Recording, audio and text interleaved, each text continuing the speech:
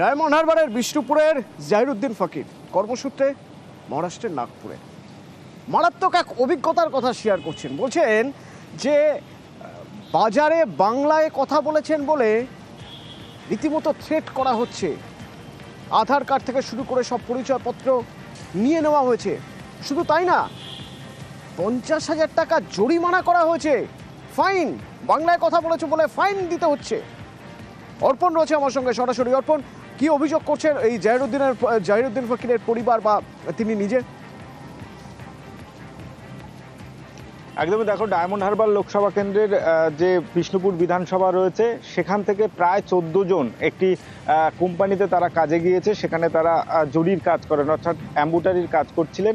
এবং তারা যেটা জানাচ্ছেন, মারাত্মক তাদের যে অভিযোগ, যে যখনই তারা কোম্পানি থেকে, তাদের কারখানা থেকে 1 কিলোমিটার দূরে সেখানে খাবার সংগ্রহের জন্য গিয়েছিলেন, সেখানে বাজার করবে বলে, আর সেখানেই বাংলা কথায় বলেছে বলে সঙ্গে সঙ্গে পুলিশকে খবর দেওয়া হয়।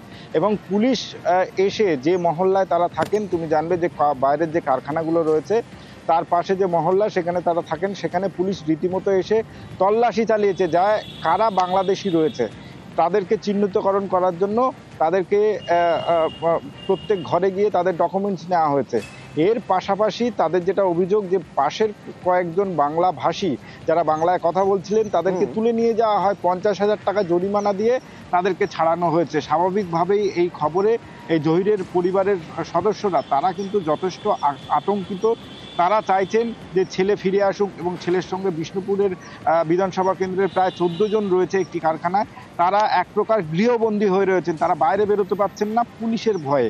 এবং তারা চাইছেন যে কাজ ছেড়ে দিয়ে তারা এই বিষ্ণুপুরে তারা ফিরে আসতে চাইছেন, কিন্তু সেখানেও বেশ কিছু বাধা রয়েছে। সেই বাধা পুলিশ প্রশাসন বা স্থানীয় প্রশাসনের পক্ষ থেকে সেটা যাতে না আসে, তারা এটাও আশঙ্কা করছেন যে যখন তারা ট্রেন ধরতে যাবেন, ট্রেনের মধ্যেও তো হামলা হচ্ছে, বিভিন্ন সময় সেই ছবি আসছে। অর্থাৎ এই গরিব পরিবারের যারা সন্তান, যারা মানে ফিরে যে আসবে সে উপায়টুকুও নেই, এতটাই টেনশন যে ফিরে আসার সময়ও তাদের উপর হামলা হতে পারে, ট্রেনে হামলা হতে পারে, তাদের ভয়। বাবা যে এক বাচ্চা জাহিরউদ্দিন ফকিরের মা বাবা এখানে রয়েছেন, তারা কি বলছেন একবার শুনি, যে তাদের সঙ্গে জাহিরউদ্দিন ফকিরের কি কথা হয়েছে। বললাম আমি বাড়িতে চলে যাবো, আমার এখানে ভয় লাগছে, আমি বাড়িতে চলে যাবো, এই কথা আমাকে বলেছে। কেন ভয় লাগছে? বলে এখানে গন্ডগোল হচ্ছে, আমি থাকবো না, আমি চলে যাবো, আমাকে টাকা দিলে আমি চলে যাবো। কি গন্ডগোল হচ্ছে? ওখানে মারপিট হচ্ছে, ওখানে বাংলাদেশে ধরে মারপিট হচ্ছে, এনে তুলে নিয়ে চলে যাচ্ছে এবং কারো কান কেটে দিচ্ছে। বাংলা কথা বললে, হিন্দি কথা বললে কিছু বলবে না। কোথায় আছে এখন ওই যে কারখানায় আছে না। কি চাইছেন আপনি? আমি বলছি উনি বাড়ি পাঠিয়ে দাও। আমরা গরিব লোক, সেই জন্য বাইরে গিয়েছে কারখানায়। যদি বাংলাদেশি হলে নিয়ে চলে যায়, আমি তো আমার ছেলেকে হারিয়ে ফেলতে পারি।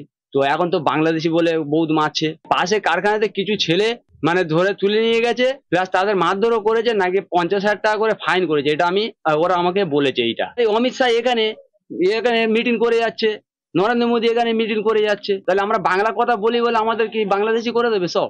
এটা কিরাম সরকারের নিয়ে গেলে আমরা বুঝতে পারছি না। তাহলে চাইছি আমার ছেলে যাতে বাড়িতে ফিরে আসে, আমি এইটাই আবেদন করছি।